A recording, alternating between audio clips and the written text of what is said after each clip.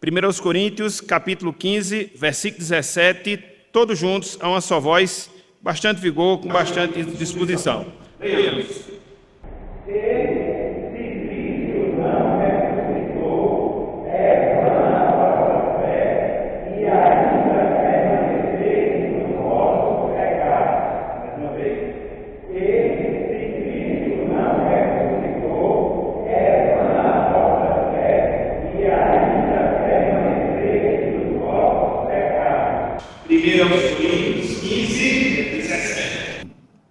Meus irmãos, minhas irmãs, a evolução tecnológica e científica, que de certa forma são características desse período que nós estamos vivendo, o chamado período da pós-modernidade, acaba gerando em nós certa incredulidade. Por que eu falo isso? Por que eu faço essa afirmação? Porque hoje, em virtude de todas as comodidades, em virtude de todos os confortos que nós temos, e repito, proporcionados pela tecnologia, proporcionados pela ciência, de certa forma, acaba afastando da nossa mente a existência daquilo que é miraculoso, a existência daquilo que é milagroso, a existência daquilo que é sobrenatural. Por quê? Porque, de certa forma, boas coisas, ou boa parte das coisas que a gente vê, elas são produzidas pela razão, pela produção científica, pela produção humana. É claro que tudo isso fruto da graça comum de Deus. Então, hoje, repito, dentro desse período que a gente vive, período da pós-modernidade, marcado pelos avanços tecnológicos, marcado pelo avanço científico, acaba nos levando à incredulidade. Por quê? Porque muitas vezes a gente vive essa vida, porque muitas vezes a gente caminha, o nosso caminhar aqui neste mundo, como se sobrenatural ou milagre de Deus não existisse. O que é uma falácia, o que é um engano. Por quê? Porque conforme nós observamos, os milagres, as ações sobrenaturais de Deus, elas estão escritas, elas estão registradas na sua palavra, nas Escrituras Sagradas. E aí, se a gente pudesse elencar muitos desses milagres, muitos desses fatos sobrenaturais, a ressurreição de Jesus Cristo jamais deveria ser esquecida por cada um de nós. Por quê? Porque foi um milagre, senão um dos maiores milagres que já aconteceu na história humana, na história dos seres humanos, conforme nós temos registrado na Escritura Sagrada, na Palavra de Deus. Então, muitas vezes, acometidos por essa incredulidade, que muitas vezes caracteriza a nossa mente, a gente fica a se perguntar, mas será que de fato Cristo venceu a morte? Será que de fato Ele ressurgiu ao terceiro dia? Será que de fato isso aconteceu há 2000 anos, no domingo, no primeiro dia da semana, conforme registra os evangelhos? A resposta é sim, meus irmãos. A resposta é sim, minhas irmãs. Até porque, quando a gente fala da ressurreição de Cristo, até porque quando a gente fala da ressurreição do nosso Salvador, nós estamos tocando em um dos pontos centrais da fé cristã, da doutrina cristã, da doutrina e do ensinamento deixado pelo nosso Senhor e pelo nosso Salvador, Jesus Cristo. Na verdade, meus irmãos, na verdade, minhas irmãs, se não há ressurreição, não há cristianismo. Se Cristo não ressurgiu dos mortos, não há religião cristã.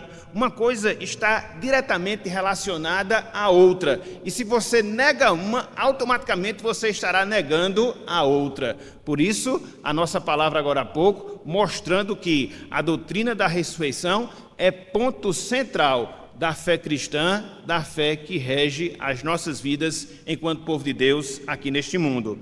Em relação à importância da ressurreição, em relação à preponderância da ressurreição, um certo autor, M. Baldes, ele escreveu o seguinte, e eu achei muito interessante essas palavras. Vou abrir aspas aqui para ele, para que a gente possa ouvir o que ele fala acerca da ressurreição.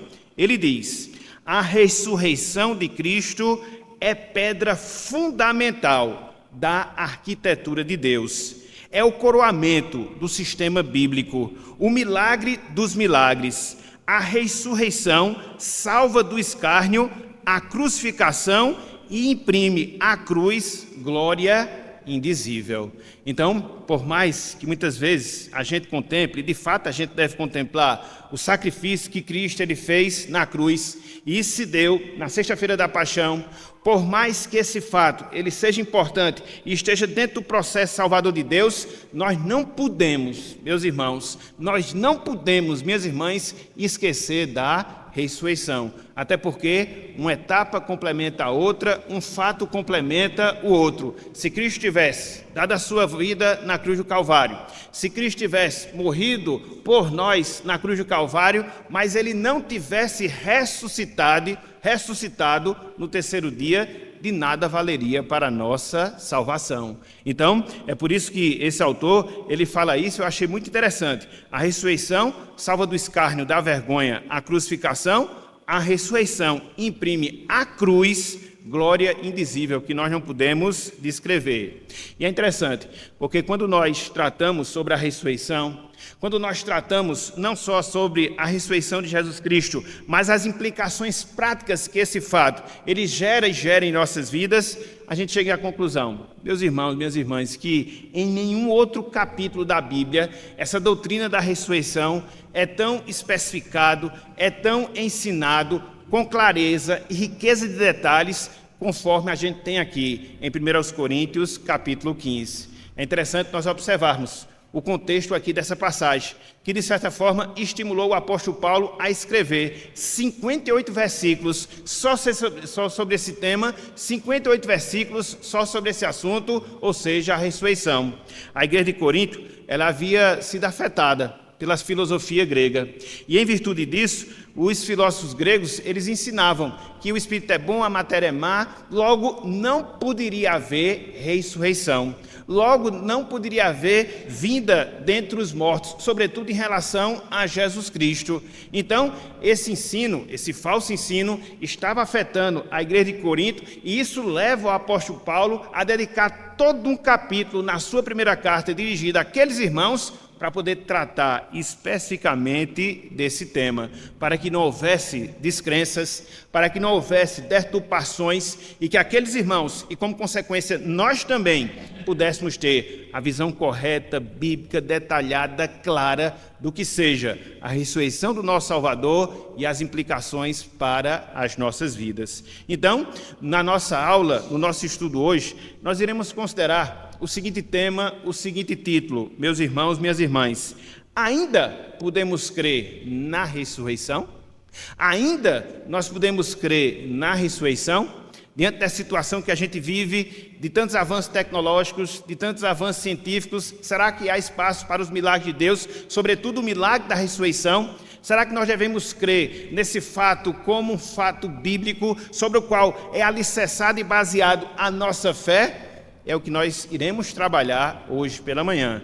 E basicamente, meus irmãos, minhas irmãs, a gente vai trabalhar 3 pontos ao longo do nosso estudo. Em primeiro lugar, eu queria que nós considerássemos algumas evidências da ressurreição de Jesus Cristo. Pelo menos uma evidência bíblica e também uma evidência testemunhal. Depois, no segundo momento, eu queria que nós considerássemos os significados da ressurreição de Cristo, ou seja, o que é que ela representa, qual deve ser a compreensão que nós devemos ter desse fato tão importante para a existência do cristianismo.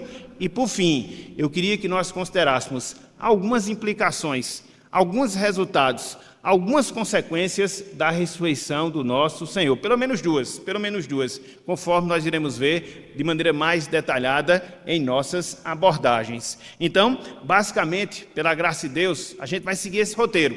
Basicamente, pela graça de Deus, a gente vai trabalhar esses 3 pontos. Em primeiro lugar, as evidências da ressurreição de Jesus Cristo. Em segundo lugar, os significados da ressurreição de Cristo. E, em terceiro lugar, as implicações, os resultados da ressurreição de Cristo. E conforme nós falamos, nós vamos basear boa parte da nossa aula aqui nesse texto de 1 Coríntios capítulo 15, somente saindo no máximo 2 vezes desse texto. Então, vamos lá. Em primeiro lugar, evidências da ressurreição de Jesus Cristo. Evidências da ressurreição de Jesus Cristo. Meus irmãos, minhas irmãs, por mais que haja descrença, e de fato há, em relação aos inimigos da fé, desse fato que Cristo ressuscitou, de certa forma, quando você lê a palavra, quando você consulta os evangelhos, quando você se depara em especial com esse texto de 1 Coríntios capítulo 15, você percebe que essa matéria, esse tema da ressurreição, ele é facilmente comprovado. E de acordo com o registro que o apóstolo Paulo faz aqui na sua carta aos Coríntios, no capítulo 15, há pelo menos duas evidências, há pelo menos duas comprovações que de fato Cristo ressuscitou, dentre os mortos. Em primeiro lugar, existe uma evidência bíblica, e, em segundo lugar, existe uma evidência testemunhal, vamos assim dizer. Então vamos ver essas duas evidências, vamos ver essas duas comprovações que de fato Cristo ressuscitou dentre os mortos, que de fato há a ressurreição. Então, a primeira delas, a evidência bíblica. Acompanhe conosco, 1 Coríntios capítulo 15, versículos de 1 até o versículo número 4. 1 Coríntios capítulo 15, versículos de 1 até o versículo de número 4. Evidência bíblica da ressurreição de Jesus. Olha só o que Paulo aqui nos escreve, logo na abertura do capítulo. Ele diz: irmãos, venham lembrar-vos o evangelho que vos anunciei, o qual recebestes e no qual ainda perseverais. Por ele também, ou seja, por esse evangelho que eu vos anunciei, sois salvos, se retiverdes a palavra, tal como vô-la preguei, a menos que tenhais crido em vão. Olha agora, versículo 3, versículo 4, o que o apóstolo Paulo nos ensina em termos de comprovação bíblica da ressurreição. Segue o apóstolo.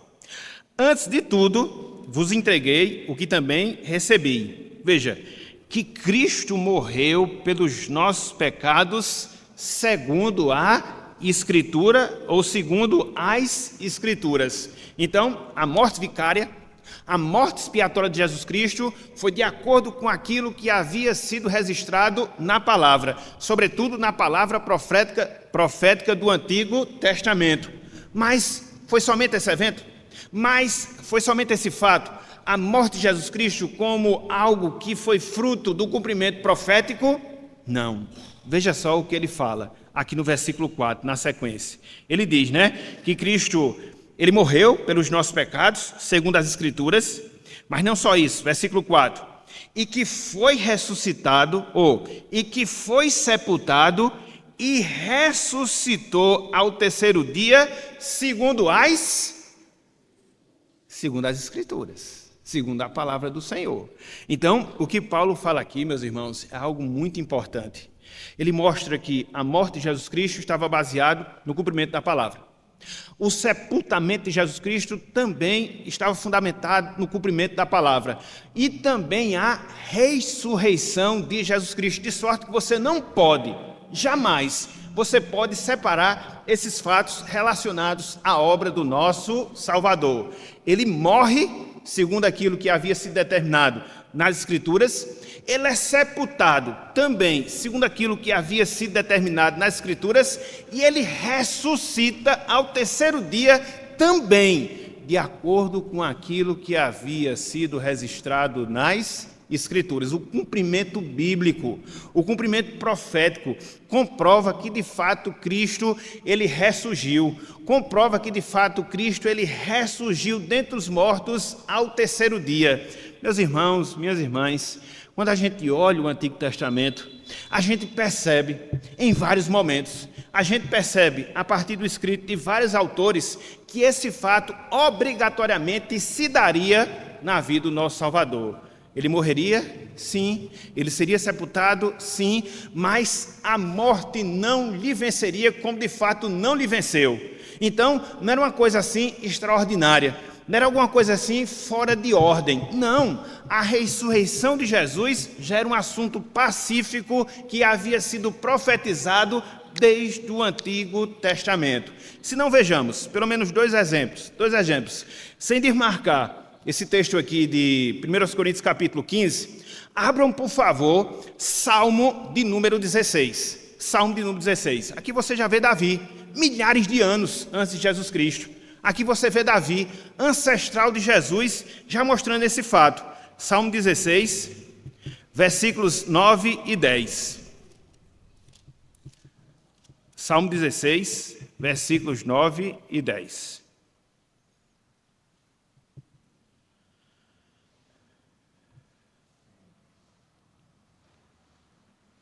Salmo 16, 9 e 10.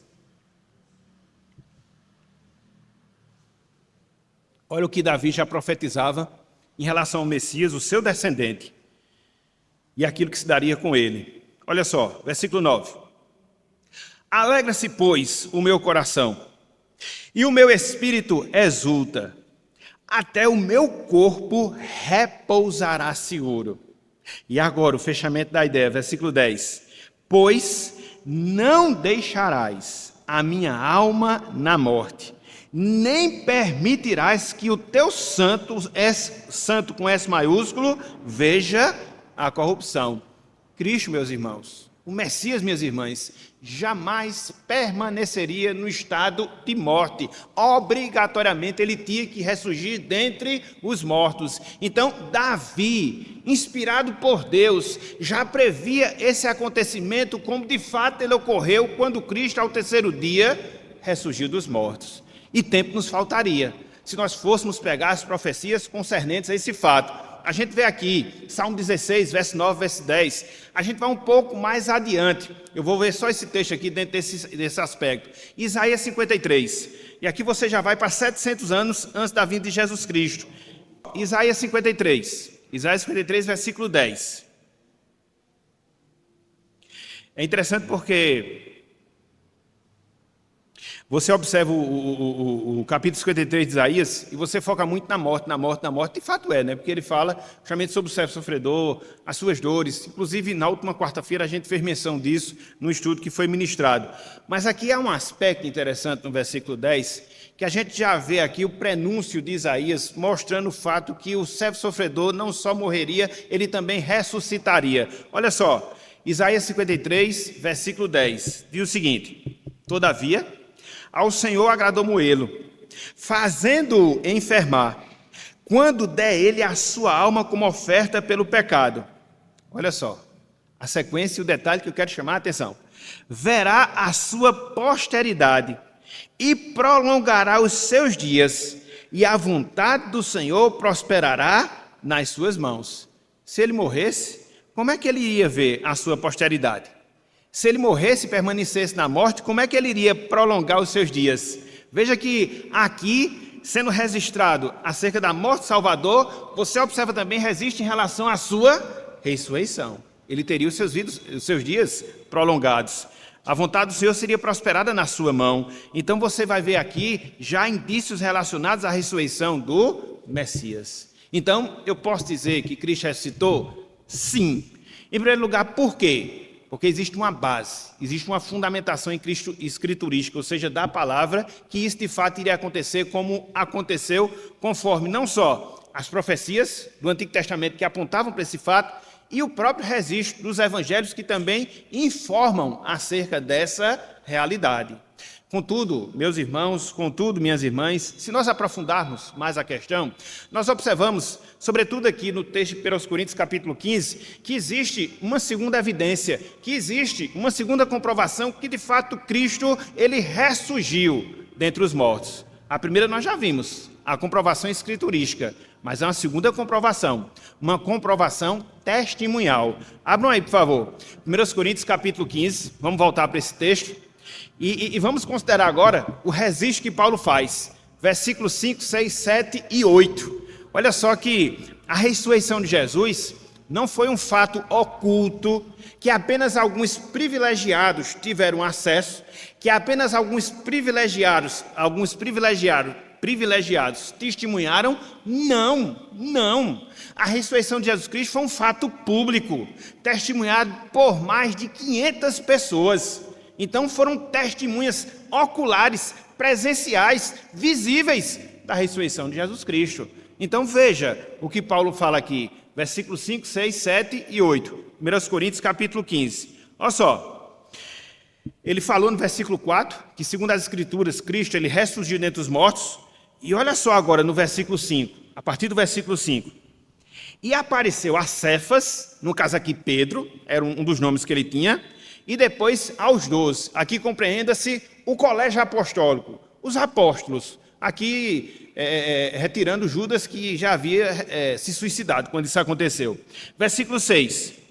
Depois, veja, foi visto, olha que coisa maravilhosa, por mais de 500 irmãos, de uma só vez, na sua ascensão, meus irmãos, conforme nós temos no final do Evangelho de Lucas, dos quais a maioria sobrevive até agora. E olha que quando a carta de Corinto, a carta aos Coríntios, ela foi escrita, foi por volta do ano 53, 55 da era cristã. Já havia passado aproximadamente uns 20 anos do acontecimento, do ocorrido. Então, alguns irmãos desses 500 ainda estavam vivos quando Paulo escreveu a sua carta aos Coríntios. Irmãos que presenciaram Cristo ressurreto, que viram Jesus Cristo ressurreto. Ah, meus irmãos, deveria ter sido uma emoção muito grande. Por quê? Porque aquelas pessoas acompanharam Jesus Cristo. Aquelas pessoas, elas testemunharam a sua crucificação. Aquelas pessoas testemunharam o sepultamento de Jesus Cristo quando foi rolado uma pedra e tampou assim o sepulcro de Jesus Cristo.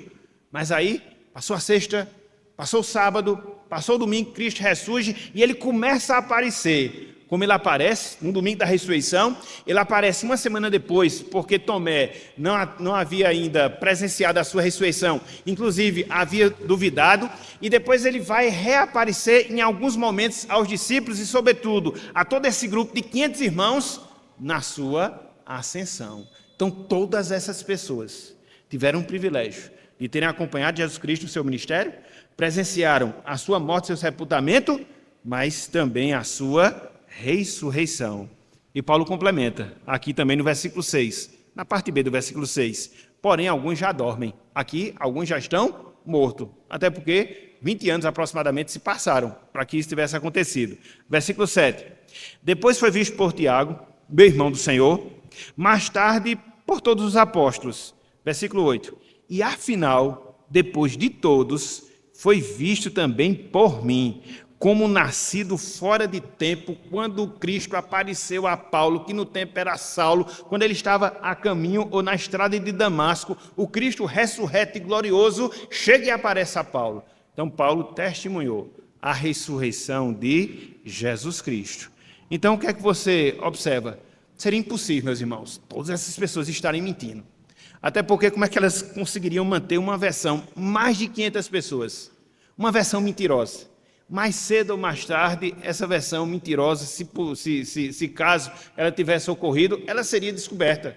Ela seria descoberta. Na verdade, quando você observa o registro do sepultamento de Jesus Cristo, você vai ver que ele é sepultado. Depois, os próprios inimigos da fé, eles vão às autoridades e pedem que seja colocada ali uma escolta para vigiar a entrada do sepulcro de Jesus e ninguém fosse lá retirar o seu corpo para não se divulgar segundo eles, essa falsa notícia. Então, de fato, Cristo ressurgiu. De fato, Cristo ele ressurgiu dentre os mortos e todas essas pessoas aqui, elas comprovaram. Até porque se isso não tivesse acontecido, no próprio dizer do apóstolo Paulo, todas essas pessoas, elas poderiam ter sido tidas por mentirosas. Olha só o que ele fala no versículo 15. 1 Coríntios 15, 15. Olha só, ele diz o seguinte, e somos tidos, caso Cristo não tivesse ressuscitado. A argumentação de Paulo é essa nos versículos anteriores. E somos tidos por falsas testemunhas de Deus, porque temos asseverado contra Deus que ele ressuscitou a Cristo, o qual ele não ressuscitou, se é certo que os mortos não ressuscitam. Então, se nós estamos dizendo uma mentira, que Cristo ressuscitou, sem que ele tenha sido ressuscitado por Deus, nós estamos sendo falsas testemunhas, nós estamos sendo mentirosos perante Deus dessa grande mentira, inclusive usando o seu nome nessa grande mentira. Então, você vê aqui evidências. Evidências da ressurreição de Jesus. A prova escriturística, de acordo com aquilo que havia sido previsto no Antigo Testamento e confirmado nos Evangelhos. Em segundo lugar, você vê a prova testemunhal. Todas aquelas pessoas que presenciaram ao vivo e a cores a ressurreição do nosso Salvador. Então, o que é que nós concluímos a partir desse ponto? A ressurreição é um fato. A ressurreição é um fato. Você não pode mudar. Você pode até não crer. Você pode até não aceitar. Cada um, entre aspas, tem essa liberdade, vamos assim dizer. Rejeito. Eu não acredito que Cristo ressuscitou. Rejeito. Eu não creio em milagres. Rejeito. Isso nunca aconteceu porque ninguém pode vir do mundo dos mortos. Bem, isso é uma concepção que você pode ter. Aqui ninguém vai mudar a mente de ninguém. Agora, ninguém muda esse fato. Cristo ressuscitou. Eu acho interessante uma frase que Ulisses Guimarães ele dizia o seguinte, que não existe nada mais teimoso do que um fato. Nada mais teimoso do que um fato. Porque por mais que você negue, o fato vai estar lá. O fato vai estar lá. O fato vai estar lá. Então, é o que a gente vê dentro da ressurreição de Jesus. Que as pessoas neguem, que as pessoas não creiam, que as pessoas desprezem, que as pessoas possam ridicularizar, o fato vai estar lá. Cristo ressuscitou, quer você aceite ou não. Ok? Então, em primeiro lugar, o que foi que nós vimos? Evidências da ressurreição. A ressurreição é um fato comprovável, por aquilo que a Bíblia diz e por aquilo que as pessoas viram. Mas não só isso. Em segundo lugar, eu queria trabalhar com vocês, a partir de agora, o significado da ressurreição de Jesus Cristo. O significado da ressurreição de Jesus Cristo. Meus irmãos, minhas irmãs, a ressurreição do nosso Salvador não é um acontecimento isolado. A ressurreição do nosso Salvador não é um acontecimento isolado sem nenhum propósito, sem nenhuma importância, sem nenhum significado. Não. Muito pelo contrário. Ao considerarmos esse estágio vivido pela pessoa de Jesus Cristo, ou seja, o estado da ressurreição, a gente percebe muitos ensinamentos, a gente percebe muitas lições, a gente percebe muitas verdades que vêm justamente desse fato. Na verdade, a ressurreição, ela é o primeiro estágio da glorificação do Senhor. Quando a gente estuda sobre a pessoa e a obra de Jesus Cristo, a gente estuda sobre os estágios do nosso Redentor. Houve um estágio de humilhação, que começou com seu nascimento, a sua existência entre nós, a sua morte e o seu sepultamento, estado de humilhação do Redentor, e há também o estágio de exaltação. E ele começa quando? Na sua ressurreição. Depois, na sua ascensão. Depois, na sua entronização à direita do Pai. E, por fim, no seu retorno glorioso para buscar a sua igreja. Mas vamos nos ater à ressurreição. Vamos nos ater à ressurreição. E aí fica a pergunta: qual o significado da ressurreição para mim? O que é que ela me ensina? O que é que ela tem de tão importante assim? Porque ela é tão essencial, importante, sobretudo, para o cristianismo. Pelo menos por causa de 3 razões. Pelo menos por causa de 3 significados. Os 3 seis, vamos assim dizer. Em primeiro lugar, irmãos e irmãs, a ressurreição de Cristo, ela é a consumação da nossa redenção. A ressurreição de Cristo é a consumação da nossa redenção. Olhem aí, 1 Coríntios capítulo 15, versículo 14 e também o versículo número 17. 1 Coríntios capítulo 15, versículo 14 e também o versículo número 17. Olha só que coisa fantástica, maravilhosa, o apóstolo Paulo aqui nos ensina com implicações específicas para nós. Olha só, versículo 14, 1 Coríntios 15, 14. Diz o seguinte, E se Cristo não ressuscitou, é vã a nossa pregação e vã a vossa fé. Versículo 17. E se Cristo não ressuscitou, é vã a vossa fé e ainda permaneceis nos nossos ou nos vossos pecados. Meus irmãos, minhas irmãs, se Cristo não tivesse ressurgido, você, Todos nós. Ninguém estaria salvo hoje. Por quê? Como é que Cristo, pense bem, como é que Cristo poderia salvar alguém se ele foi vencido pela morte? Como é que ele ia salvar alguém se ele tinha sido vencido pela morte? Então, o fato dele ter ressurgido dentre os mortos mostrou a força, o poder que ele tinha, inclusive de vencer a morte. E também mostrou que Deus havia aceito o sacrifício que ele fez na cruz em nosso lugar. Porque se ele se sacrifica por nós na cruz e lá permanece, não existia implicação nenhuma em termos de salvação. Ele morreu e morreu tão somente pelos nossos pecados. Mas na medida em que ele ressuscita, Deus ele carimba, ele autentica o fato que ele, Deus, aceitou o sacrifício de Jesus Cristo e de fato pagou o preço por todos os nossos pecados. E por isso hoje nós somos salvos. Não existe mais débito, não existe mais dívida, não existe nada agora que nos impeça a comunhão com o Senhor e experimentar da sua salvação. A morte não venceu o nosso Salvador. A sua ressurreição é um testemunho público que Deus aceitou o seu sacrifício e que o seu sacrifício ele é válido para pagar o preço de todos os nossos pecados, de todas as nossas transgressões, porque senão seria mais um Deus morto. Como Buda é um Deus morto, como Allan Kardec é o líder de uma religião que também está morta, enfim, todas essas pessoas, todas essas religiões. Na verdade, meus irmãos, minhas irmãs, o que diferencia o cristianismo de todas as outras religiões é o fato que o líder da religião cristã, ele não está preso a um sepulcro, ele está vivo.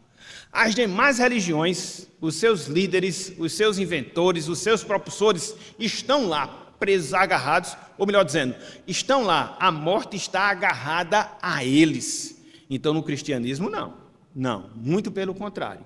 E isso representa o pagamento que Cristo fez pelos nossos pecados, isso representa a aceitação que Deus deu ao sacrifício que Cristo fez pelos nossos pecados. É por isso que é tão importante, meus irmãos, a gente poder ter essa perspectiva em relação ao domingo. É por isso que o domingo é um dia santo, não um dia da gente estar em entretenimento, não um dia da gente estar em viagem, não é um dia da gente estar considerando coisas seculares, é um dia da gente estar considerando no valor e no preço que foi pago pela nossa salvação. É um memorial eterno que Deus nos dá, para que a gente possa estar sempre se lembrando que Cristo morreu e morreu eficazmente pelos nossos pecados. E assim ele consumou. E assim ele concretizou a nossa salvação. Ele morre pelos nossos pecados. Ele ressuscita para poder consumar a nossa salvação. Então, o primeiro significado da ressurreição de Jesus Cristo é esse. O primeiro ser, a consumação da redenção. Mas há um outro que está diretamente relacionado a ele. Ou seja, a certeza da justificação. A certeza da justificação. Sem desmarcar, 1 Coríntios capítulo 15. Vamos lá para Romanos. Romanos capítulo 4, versículo 25. Olha só, meus irmãos, que palavras maravilhosas o apóstolo Paulo nos mostra aqui.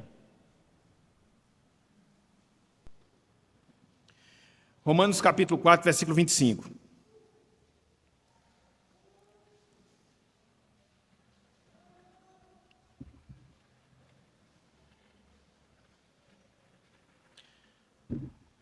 Um pequeno versículo, porém uma profunda verdade. Olha só, Romanos 4, 25. Romanos 4, 25. Em relação a Jesus. Olha só o que o apóstolo Paulo aqui nos ensina. Veja, o qual, no caso de Jesus, foi entregue por causa das nossas transgressões, ou foi morto por causa das nossas transgressões. E ele complementa, e ressuscitou por causa da nossa... Ressuscitou por causa da nossa... Fale alto, meus irmãos. Isso, fale com firmeza.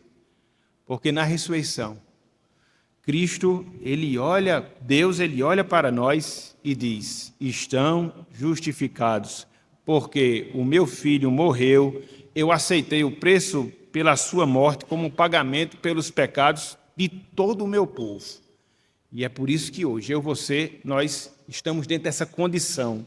A justificação é uma condição na qual Deus declara que nós somos justos, que nós fomos perdoados, não na base dos nossos próprios méritos, não na base daquilo que nós fizemos ou deixamos de fazer, mas na base do sacrifício de Jesus Cristo, que morre e que ressuscita pelos nossos pecados.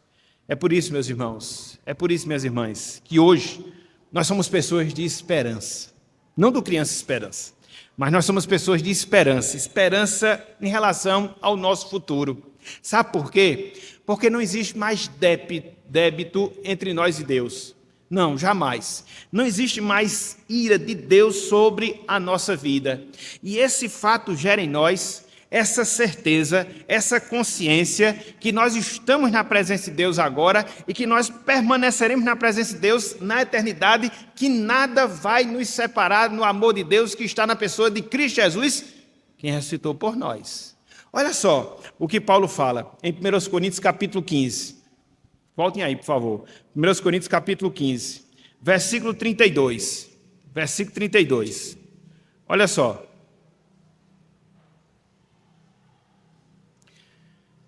Veja como a certeza da justificação lhe leva a ter esperança no futuro. 1 Coríntios 15, 32. 15, 32. É interessante porque quando Paulo estava escrevendo essa carta aos Coríntios, ele estava na cidade de Éfeso. E ele está relatando um fato da sua experiência naquela cidade de Éfeso. E aqui associando a questão da ressurreição de Jesus Cristo e esse efeito prático para a nossa vida.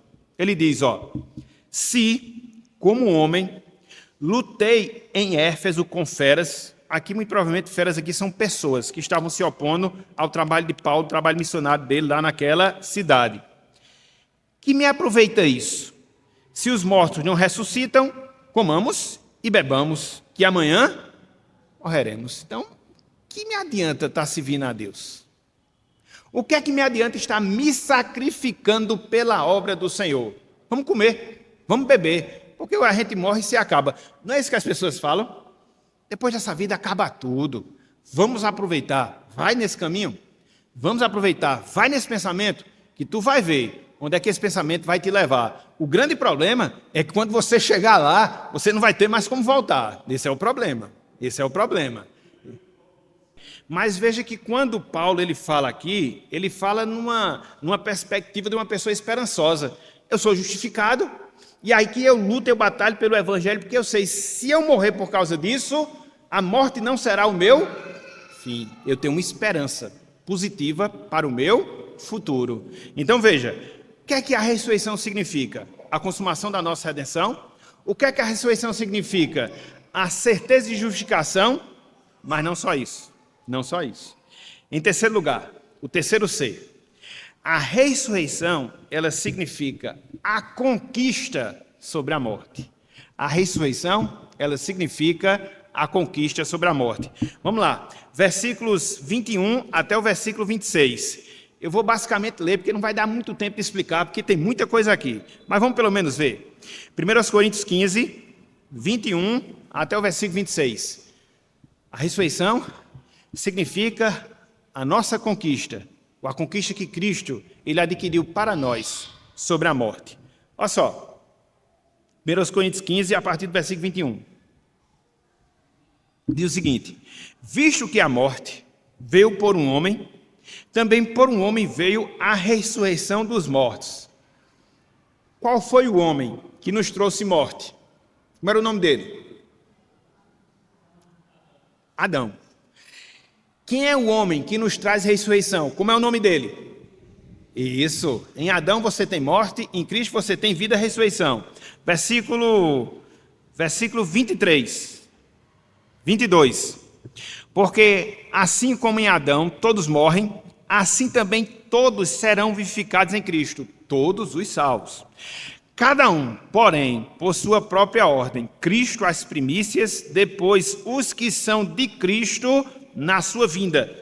Nesse caso, nós. Versículo 24. E então virá o fim, quando ele entregar o reino ao Deus e Pai, no caso, Cristo entregar o reino ao Deus e Pai, quando houver destruído todo o principado, bem como toda potestade e poder, porque convém que ele reine até que haja posto todos os inimigos debaixo dos pés. Versículo 26. O último inimigo a ser destruído é a... Pronto. Na morte de Cristo, Cristo mata a morte. E como é que ele mata a morte? Ele mata a morte através da sua ressurreição. Porque agora ele dá a certeza e a garantia que aqueles que estão nele vão ser ressuscitados também. Ele abriu o caminho, as primícias. Depois nós que somos dele, vamos seguindo nesse mesmo cortejo, nesse mesmo trajeto. Então, agora, meus irmãos, a morte não nos abala. Não nos abala. Existia um filósofo, Sartre. Ele dizia que a morte é um quarto escuro sem janela, para ele. Mas para nós, a morte é um quarto com janelas abertas, dirigidas para a glória do nosso Deus. Então é por isso que a gente não teme a morte. Se entristece, porque a gente não foi feito para morrer. É por isso que a gente nunca se conforta completamente com a morte. Porque dentro do pacto que Deus havia feito com Adão, ele fez um pacto para que nós pudéssemos viver eternamente. Mas alguém sempre tem que comer do fruto proibido, né? Alguém tem sempre que pecar. Alguém tem que sempre fazer besteira. Foi o que Adão fez. E por isso a morte chegou até nós. Mas nós não fomos feitos para morrer. Fomos feitos para viver e viver eternamente. E, infelizmente, o pecado mudou essa rota. É por isso que a gente nunca se conforma. E por isso Deus nos fez com a eternidade dentro de nós. Mas a certeza é que a morte agora não nos imprime mais medo, a morte não nos causa mais pavor, a morte não é o nosso fim, mas ela é apenas o caminho para podermos ir mais rápido à presença de Deus. Os 3:6, que nos ensina o que é que significa a ressurreição de Jesus. Consumação da nossa redenção, certeza da nossa justificação e conquista sobre a morte. Eu vivo Cristo. E se a morte bater na porta da minha vida, não tem problema. Eu vou para a casa do Pai. Estou bem de todo jeito, de uma forma ou de outra. Eu vivo na presença de Deus. E se eu morrer, eu vou para a presença de Deus. E num dia, esse corpo que a morte vai destruir por causa da decomposição, ele vai ser ressurreto. Receberemos novos corpos, porque Deus nos fez completos. A parte espiritual e a parte material, e a gente vai ser salvo com as duas juntas. Agora, os santos que estão na eternidade estão em alma, mas vai chegar um momento em que eles receberão novos corpos, para, de maneira completa, estarem na presença de Deus, e nós termos os nossos corpos transformados. Então, para nós, é lucro, a gente não perde nada, a gente não perde nada. Para um cristão, é sempre lucro, sempre lucro, sempre lucro. Por fim, meus irmãos, até porque já tocou, mas já estamos no final mesmo. Implicações da ressurreição de Cristo. Quais são os impactos? Quais são os reflexos? Quais são as consequências do fato de Cristo ter ressuscitado dentre os mortos?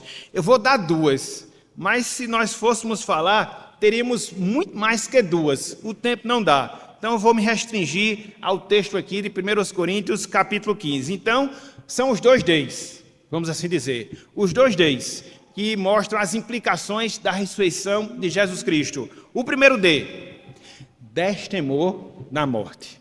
Hoje nós não temos mais temor da morte. Olha só o que Paulo fala, do versículo 53 até o versículo 57. 1 Coríntios, capítulo 15, versículo 53 até o versículo de número 57. Aqui uma dica, um momento aqui de dica, um parênteses. Às vezes você está conversando com determinadas pessoas e aí a conversa às vezes se torna meio chata, né? Quem já passou por isso, né? E você fica doido para aquela conversa acabar. Aí uma dica do tio Rubens, fala em morte. Num instante a pessoa vai acabar a conversa e vai embora. Porque ninguém gosta de escutar sobre a morte. Começa a falar, olha, tu um dia vai morrer se tu adoecer, mas acaba rápido, entendeu? Acaba rápido, porque o homem, sem Cristo, ele tem medo da morte. Então, quer acabar uma conversa? fala de morte, não dos outros, dele, entendeu? Dos outros não, porque às vezes as pessoas gostam de ficar falando da morte dos outros, mas dele. Dá certeza que ele vai morrer. Acaba logo a conversa, mas acaba rápido. Fechou parênteses. Olha só, versículo 53 até o versículo 57. Olha só como é que Paulo via a morte dentro da perspectiva da ressurreição, depois de tudo que ele havia falado acerca da ressurreição, inclusive a natureza da ressurreição, que infelizmente não deu tempo da gente ver, que vai do versículo 35 até o 49, que seria a natureza da ressurreição, mas não vai dar tempo. Olha só o que ele fala, versículo 53. Porque é necessário que esse corpo corruptível se revista de incorruptibilidade e o corpo mortal se revista de imortalidade. E quando este corpo corruptível se revestir de incorruptibilidade e o que é mortal se revestir de imortalidade, então se cumprirá a palavra que está escrita, Oséias 3,14. Tragada foi a morte pela vitória. Onde está a morte, a tua vitória? Onde está o morto, o teu aguilhão? O aguilhão da morte é o pecado, e a força do pecado é a lei. Graças a Deus que nos dá vitória por intermédio de nosso Senhor Jesus Cristo. Está vendo aí, meus irmãos? Para que temer a morte? A morte é o caminho mais curto para você ir à presença de Deus. Então, Paulo ele descreve a realidade futura, quando a gente vai ter um corpo incorruptível. Paulo ele descreve a realidade futura quando a gente vencer de fato a morte, porque quando nós passarmos pela experiência da transformação do corpo, o nosso corpo não vai ser mais igual a esse corpo. Um corpo que foi atingido pelo pecado. É o corpo espiritual que ele fala nos versículos anteriores. Então, quando isso acontecer, acabou a morte. A morte não mais vai ter domínio sobre nós. Ela tem ainda hoje. E vai ter até que se der a ressurreição dos mortos. Mas uma vez que isso acontecer, acabou. Acabou. E por isso nós não tememos hoje mais a morte. M. Baldes, que foi o mesmo autor que eu citei, ele falou outra coisa interessante em relação à ressurreição e esse destemor que nós temos quanto à morte. Olha só o que ele diz, abro aspas. A ressurreição de Cristo destrona a tirania da morte, destrói seu terror e vence seu domínio. Mantém anjos guardando o nosso túmulo, semeia esperança e imortalidade na ruína. Sua ressurreição, a ressurreição de Cristo, abre para nós um caminho através do sombrio domínio da morte. A ressurreição de Jesus Cristo abre um caminho para que você possa atravessar as sombras da morte e não temê-la mais. É uma implicação, é um resultado. Mas não só isso. O segundo D, a segunda implicação da ressurreição de Jesus Cristo. Se por um lado existe o destemor da morte, por outro lado, existe agora a disposição para realizar a obra de Deus. A disposição para realizar a obra de Deus. Versículo 58. Muitas vezes a gente cita esse texto, na verdade é o mote da UAF, mas a gente não considera em que contexto está esse texto. É dentro de tudo que Paulo falou sobre ressurreição. Então ele detalha todo esse processo da ressurreição, na pessoa de Cristo, na nossa vida, e agora ele fecha. É por isso que ele conclui com essa conjunção conclusiva. Portanto, olha só, versículo 58, ele diz, portanto, meus amados irmãos, sede firmes, inabaláveis e sempre abundantes aonde? Sabendo que no Senhor o vosso trabalho não é vão. Meus irmãos, minhas irmãs, se a gente tem certeza que Cristo ressuscitou, se a gente tem certeza que Cristo venceu a morte, a nossa vida não é mais uma vida simples. A nossa morte também não é uma morte mais, não é algo mais simples, porque a gente sabe que vai vencê-la. E o que é que nos resta agora? Arregaçar as mangas e trabalhar até o dia da nossa morte ou até o dia da nossa ressurreição. Eu não sei o que é que crente tem de ficar parado na obra do Senhor. E alguns dizem, eu já fiz muito, grande coisa, você não fez 10% do que fez o apóstolo Paulo. E aí não tem nem justificativo de parar. E agora eu não vou fazer mais nada. Meus irmãos, quando a gente age dessa forma, quando a gente procede dessa maneira, a gente está desvalorizando a salvação que Deus nos dá e, sobretudo, estamos tendo uma visão defeituosa da nossa ressurreição, porque a gente deve trabalhar pelo Senhor, se desgastar pela sua obra, se desgastar mesmo pelo seu serviço, e se for fato, e se for a questão de a gente dar a nossa vida, que a gente possa dar, porque, na verdade, quando a gente faz isso Deus ele vai nos dar um novo corpo, Deus ele vai nos ressurgir dos mortos, Deus ele vai nos trazer a existência, uma existência eterna, perfeita, gloriosa. Então, use, estava até falando para a dona Francisca agora, use a sua vida, toda a sua vida, para servir a Deus. Essa é a conclusão a que Paulo chegou. Depois que ele falou de tudo sobre a ressurreição, ele disse, meus amados, vamos ficar firmes, meus amados, inabaláveis, meus amados, sempre abundante. Ele está falando para a igreja, ele não está falando para líderes, ele está falando para toda a igreja. Então não existe um crente que chegue numa fase da sua vida que diga, eu não posso, eu não preciso, eu não tenho mais que trabalhar pelo Senhor. A gente precisa, a gente deve fazer isso até o final da nossa vida, na perspectiva de que quando nós terminarmos a nossa vida, vamos para a presença de Deus. E quando chegar o tempo, vamos voltar na sua presença com corpos gloriosos. Nem se compara com os corpos que se desgastaram pelo serviço que a gente prestou a Deus. Então, quando nós compreendemos, de fato, a ressurreição, uma das implicações é justamente esta, disposição para realizar a obra do Senhor. Meus irmãos, minhas irmãs, fechando, a aula acabou. A ressurreição de Cristo seguirá sendo um tema caro, caríssimo à nossa fé. Não importa se nós já estamos na pós-modernidade, com todos os seus confortos, com todos os seus privilégios. Cristo ressuscitou dos mortos ao terceiro dia. Esse é o milagre. Na verdade, é o grande milagre do cristianismo. Não é sem razão que esse milagre, esse grande milagre do cristianismo, que é a ressurreição, ele está estampado no credo apostólico, que é a primeira confissão de fé da Igreja de Cristo. E olha só o que diz em relação a Jesus Cristo. Creio em Jesus Cristo, seu único Filho, nosso Senhor, o qual foi concebido por obra do Espírito Santo, nasceu da Virgem Maria, padeceu sob o poder de Pôncio Pilatos, foi crucificado, morto e sepultado, mas ele complementa, ressurgiu dos mortos ao terceiro dia. Isso aqui é a matéria de fé, isso aqui é a matéria de crença, isso aqui é a matéria de doutrina. Então, não existe cristianismo sem ressurreição. Então, o que é que a gente vai fazer a partir de tudo isso? Viver. Viver sem temer a morte. Viver fazendo a obra do Senhor.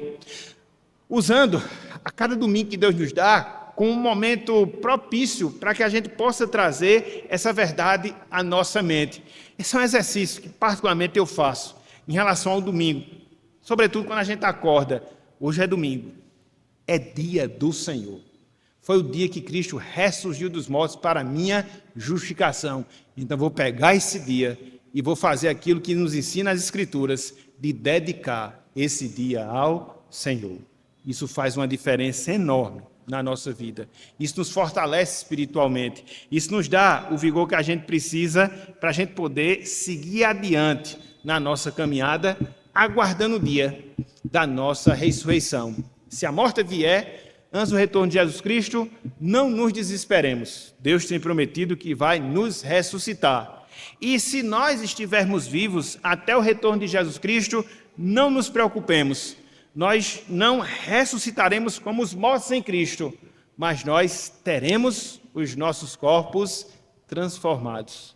No dizer de João, lá na primeira carta, capítulo 3, versículo 2, nós teremos corpos transformados, semelhantes, não iguais, semelhantes ao corpo de Jesus.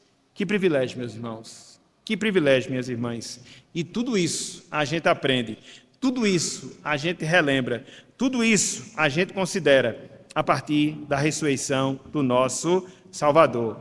Então, o título da nossa aula, podemos ainda crer na ressurreição? Resposta, sim, sim, sim, 1000 vezes sim, para a glória do nosso Deus.